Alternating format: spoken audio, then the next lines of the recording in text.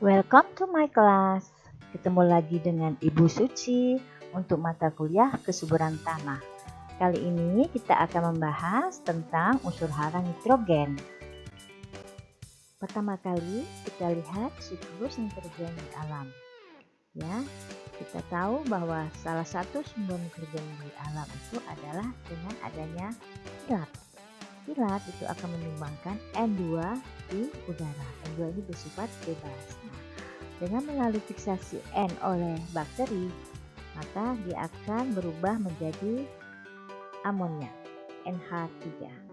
Nah, nanti selanjutnya dengan bakteri nitrifikasi, melalui proses nitrifikasi, NH3 akan berubah menjadi NO3 atau nitrat.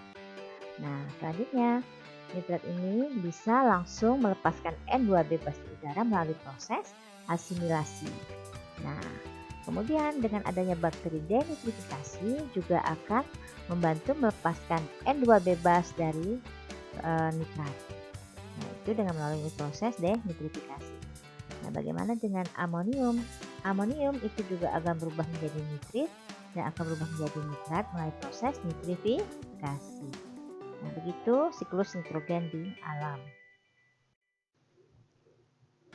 Kita akan melihat sumber nitrogen di atmosfer.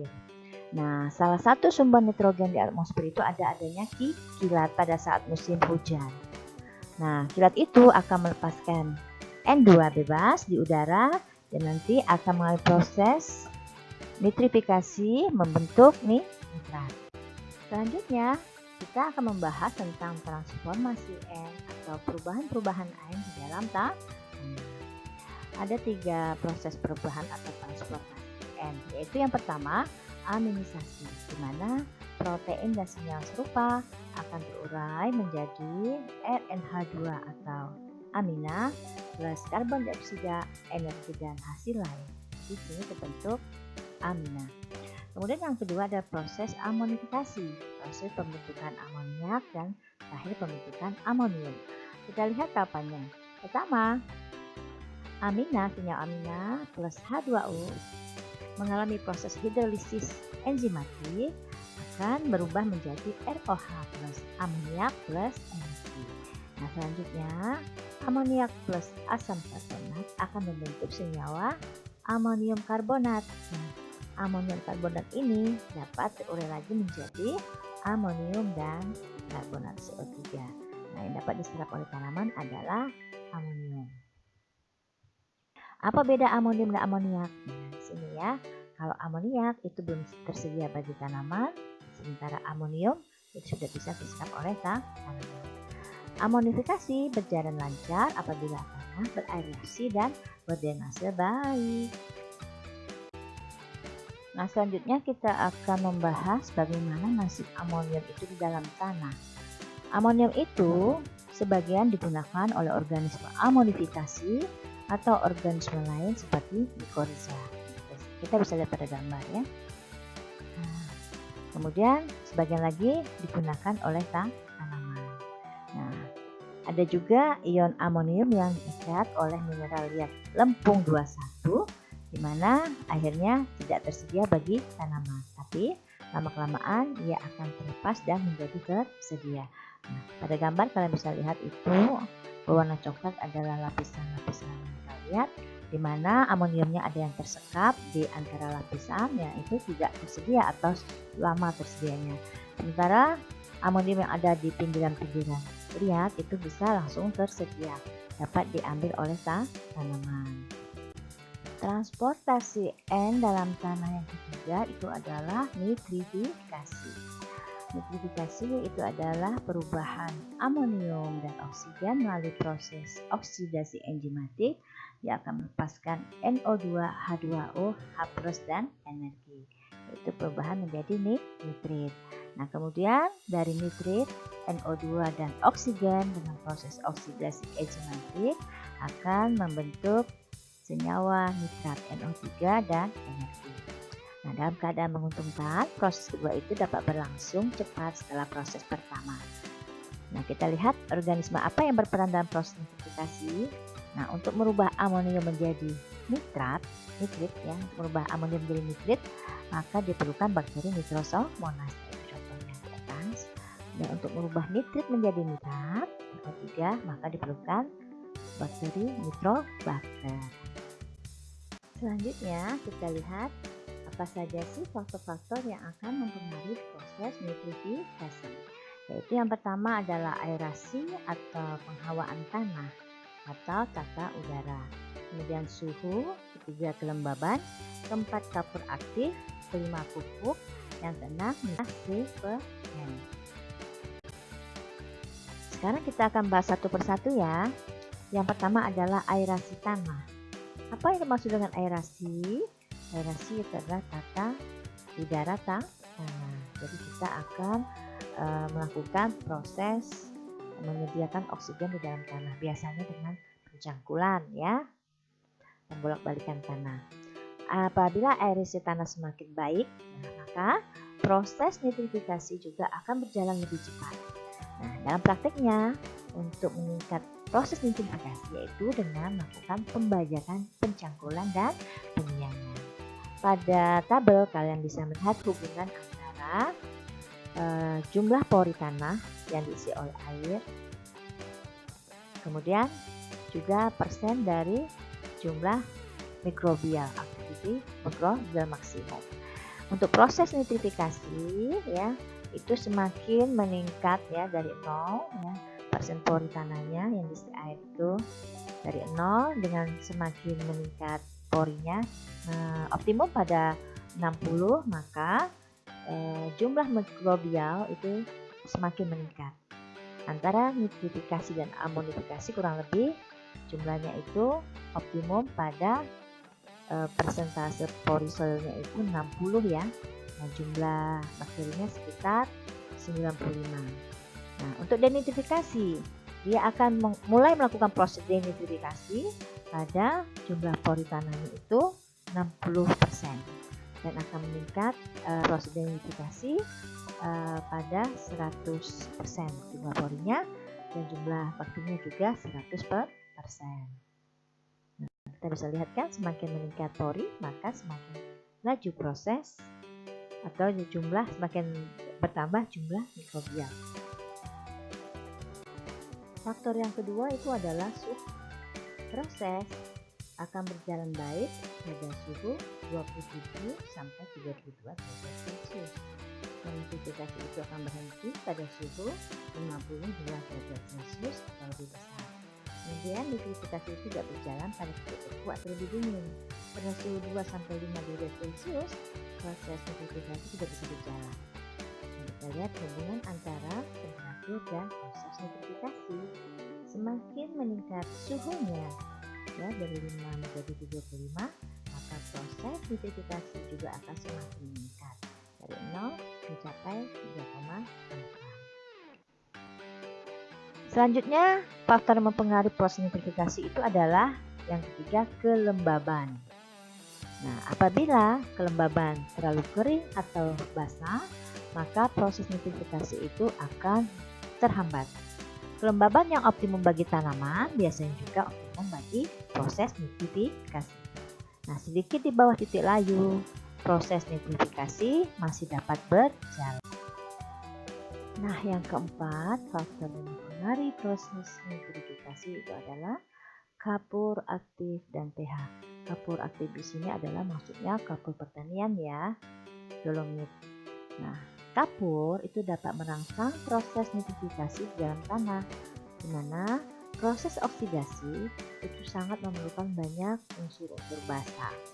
Pada umumnya, pH 5,5 sampai 10, nitrifikasi itu sudah berjalan dan mencapai optimumnya pada pH 8,5.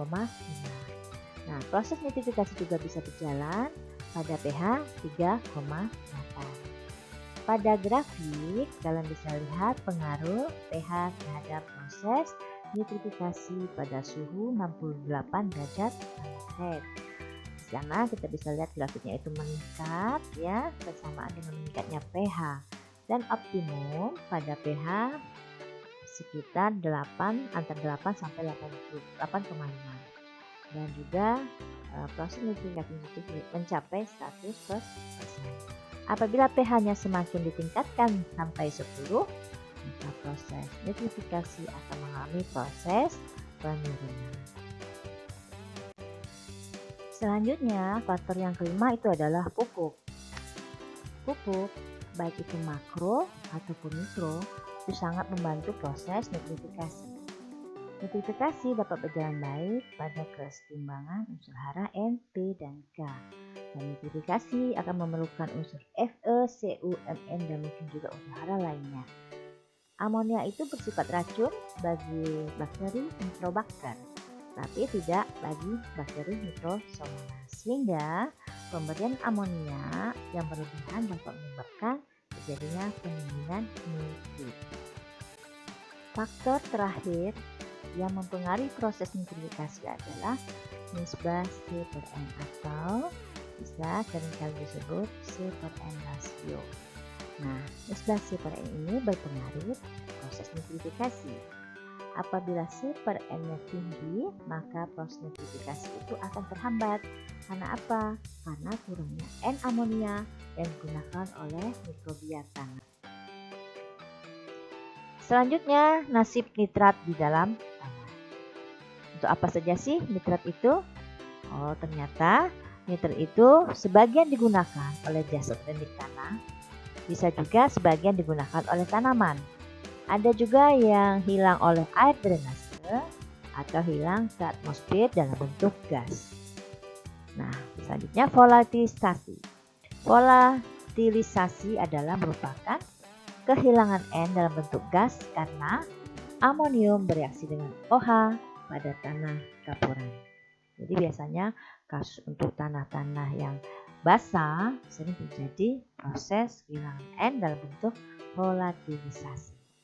Pada gambar kalian bisa lihat ya, nitrat itu ada yang hilang, licik, ada yang dipakai atau difiksasi oleh bakteri, ada yang dipakai oleh tanaman, ada yang hilang di udara. Ini volatilisasi. Denitrifikasi. Biasanya proses denitrifikasi itu terjadi karena ada beberapa hal. Kita bahas ya. Pertama itu karena adanya reduksi oleh mikrobia. Nah, di sini nitrat itu akan berubah menjadi nitrit dan akan mengalami dua proses ya, menjadi dua senyawa yaitu hiponitrit dan oksidasi nitrit. Yang hiponitrit nanti akan terurai lagi menjadi air dan N bebas ya. Yang kedua yaitu akan berubah menjadi N2O dan air. Di sini akan terjadi proses oksidasi nitrat. Nah, pada pH 7 itu biasanya nitrogen hilang dalam bentuk N2 bebas. Tapi pada pH 6 itu biasanya nitrogen hilang dalam bentuk N2O. Di sini gas yang paling banyak hilang ya. Faktor kedua penyebab terjadinya proses denitrifikasi itu adalah terjadinya reduksi minyak. Di sini contohnya ya, nitrit yang sedikit masam, terus dan amonia itu akan menguap dan berubah menjadi CO2, H2O dan N bebas. Kehilangan N dari volatilisasi itu dapat mencapai 20% dari N yang digunakan. Bisa jadi mencapai 40 sampai 45 kg per hektar. Itu besar ya. Nah, kehilangan N dari volatilisasi tadi pada padi sawah dapat digambarkan sebagai berikut. Kita lihat pada lahan sawah itu biasanya ada 3 lapisan ya. Lapisan pertama itu water, kedua itu adalah oxidized layer atau lapisan oksidasi, dan yang ketiga ada reduced layer atau lapisan reduksi. Dan sebagian besar proses-prosesnya itu terjadi di dalam lapisan reduksi. Kita contohkan di sini, N organik akan berubah menjadi amonium apabila mengalami proses mineralisasi. Tapi sebaliknya amonium akan berubah menjadi N organik apabila terjadi proses imobilisasi. Amonium dalam kondisi aerob dia akan berubah menjadi nitrat NO3. Tapi nanti nitrat ini akan melepaskan N2 dan melalui proses itu N2 lepaskan di redus layer dan akan mengalami proses volatilisasi menjadi N2 bebas udara. Dan apabila nanti N2 ini diikat lagi oleh biologi nitrogen fiksasi, dia akan berubah menjadi N-organik. Nah, begitu. Nah, dari proses nitrasi menjadi N itu biasanya terjadi di dalam reduce layer atau lapisan reduksi dan dilakukan oleh bakteri anaerobik ya, bakteri anaerobik. Dan kalau nantinya terjadi denitrifikasi, dia akan merubah status keberadaan N-nya.